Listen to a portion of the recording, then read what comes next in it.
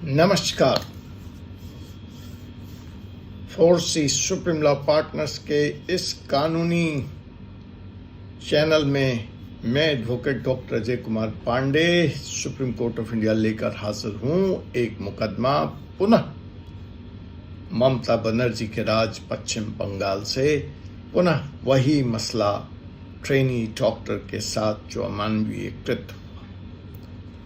आज चंद सवाल जो वेस्ट बंगाल की जनता से चलकर मेरे तक पहुंचे हैं वो मैं आपके बीच रखना चाहता हूं। पश्चिम बंगाल की जनता सीधे मोदी जी से पूछ रही है कि मोदी जी, अगर इस देश में 370 हट सकता है तो बंगाल में राष्ट्रपति शासन क्यों नहीं लग सकता।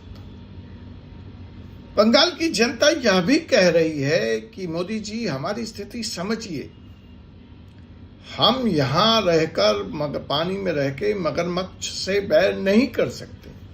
हम बहुत खुलकर ममता सरकार का विरोध नहीं कर सकते, क्योंकि पीछे जिस किसी ने भी विरोध किया या इवन आपकी पार्टी से चुनाव लड़ने की हिमाकत की, उसको सरेआम बेइज्जत किया गया, पीटा गया, धमकी दी गई, उसके बच्चियों को उठा लिया गया।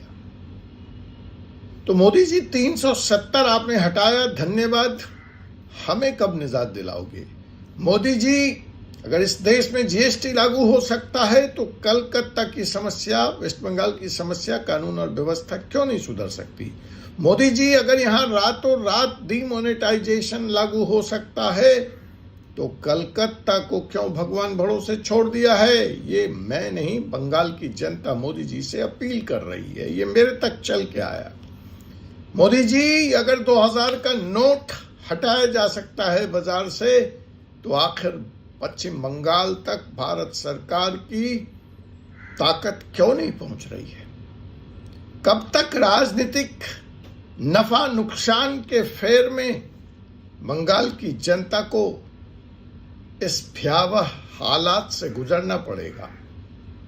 आरजी कार मेडिकल कॉलेज की घटना के बाद क्या कुछ बताना शेष रह गया है?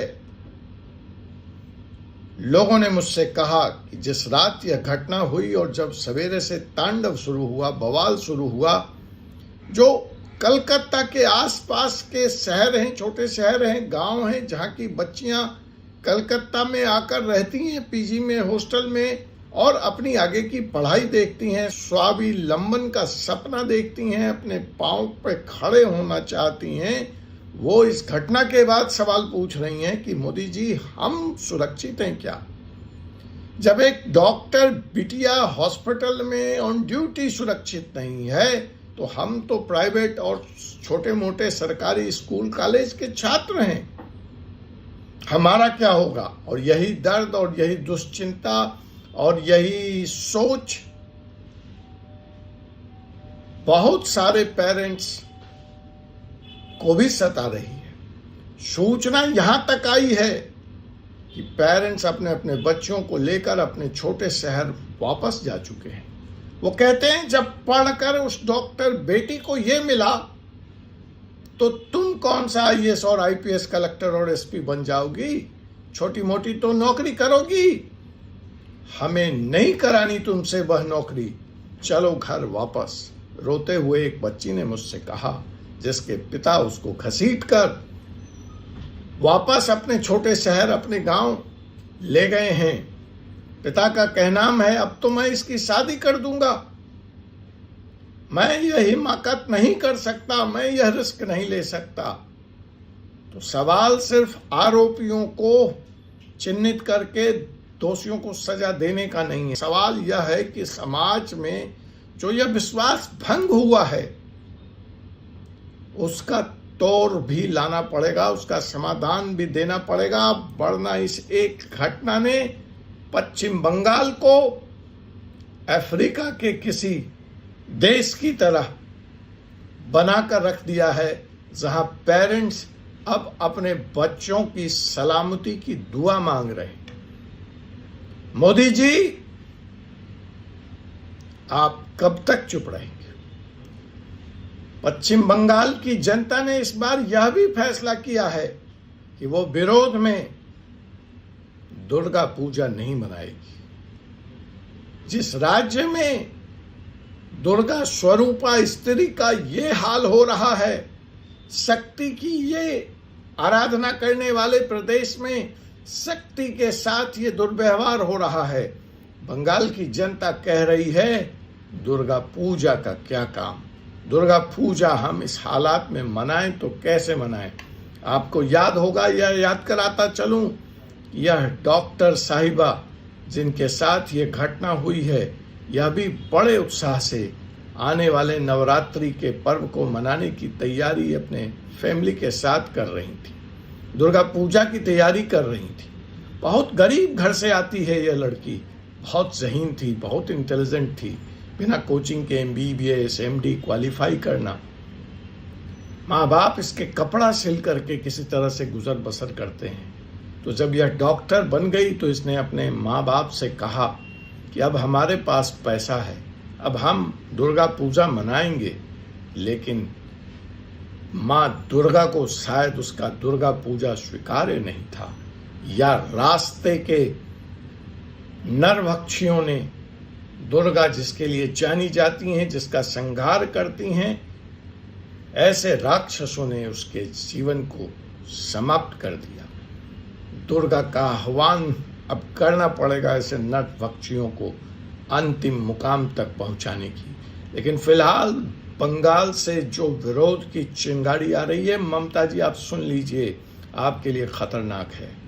आप कहाँ दुर्गा देवी की उपासना करने वाले लोगों को प्रताड़ित करती थीं, जेल में डालती थीं, जो दुर्गा माँ का जय बोल दे उसको पुलिस से पकड़वा देती थी। आज उसी दुर्गा माता के शरण में आपको जाना पड़ा है, क्योंकि आपकी गद्दी खतरे में है, आपकी कुर्सी हिल गई है। तो जो लेटेस्ट और अंदर की खबर आ रही है वह यह है कि ममता जी इस वक्त बहुत परेशान हैं, खास करके समाज के इस फैसले से कि इस बार पश्चिम बंगाल में दुर्गा पूजा का पर्व नहीं मनाया जाएगा। और उनको लुभाने के लिए, उनको रिझाने के लिए ममता बनर्जी हर जोड़ तोड़ हथजोड़ कर रही हैं। बंगाल के छोटे छोटे क्लब जिनके माध्यम से, या जो सिरमौर होते हैं, या जो दुर्गा पूजा का आयोजन करते हैं, ऐसी खबर आ रही है कि ममता बनर्जी ने उनको 10-10 लाख रुपए देने का प्रलोभन दिया है कि आप दुर्गा पूजा मनाएं, यह एक छोटी सी घटना है। 30, 35, 40 हजार का ऑफर तो सैकड़ों की संख्या में है, लेकिन जनता इस बार पैसों के इस प्रलोभन में नहीं आने वाली। अब देखते हैं जब पैसा काम नहीं करेगा तो फिर किस तरह का पुलिसिया व्यवहार ममता बनर्जी इन क्लब के अधिकारियों के साथ करती हैं। और तो और एक बड़ी बात, ममता बनर्जी जिन अल्पसंख्यकों का वोट लेकर, जिन अल्पसंख्यकों का तुष्टीकरण करके अपनी कुर्सी बचाई हुई हैं या चुनाव दर चुनाव जीतती हैं, इस बार वह वोट बैंक भी खिसक गया है। वो विरोध पे उतारू है। वो कह रहे हैं नहीं चाहिए ऐसी अल्पसंख्यक की सरकार, नहीं चाहिए ऐसे अल्पसंख्यक का रहनुमा, जहां हमारी बेटियां, बहुएं, माँ, बहन ही सुरक्षित नहीं हैं। यह सवाल धर्म का नहीं है, यह सवाल माँ, बहन, बेटियों के सुरक्षा का सवाल है। इसलिए एक बहुत बड़ा अल्पसंख्यक वर्ग जिसको बहलाकर, फुसलाकर, प्रलोभित कर ममता अपनी कुर्सी बचाई हुई हैं, इस बार वह भी उनके साथ इस सवाल पर नहीं है और वह सुरक्षा और संरक्षा की बात कर रहा है। क्यों? ये जो आरजी कार हॉस्पिटल है, जहां ये सब तांडव हुआ और जहां एक से एक अब इसके राज खुल रहे हैं, इसके पाप का घड़ा सामने आ रहा है, वहां पे ज्यादातर अल्पसंख्यक समाज से आने वाले लोग ही इलाज के लिए जाते हैं। तो इस बार जो चोट लगी है उनको सीधे लगी है, इसलिए उनको चुप रहने की कोई गुंजाइश नहीं है। वो तो यहाँ तक सवाल पूछ रहे हैं कि अगर स्थिति पत्थर है, इतनी भयावह है, इतनी बेकार है, तो न जाने हमारे माँ, बहनों, बेटियों के साथ क्या क्या इस हॉस्पिटल में हुआ होगा।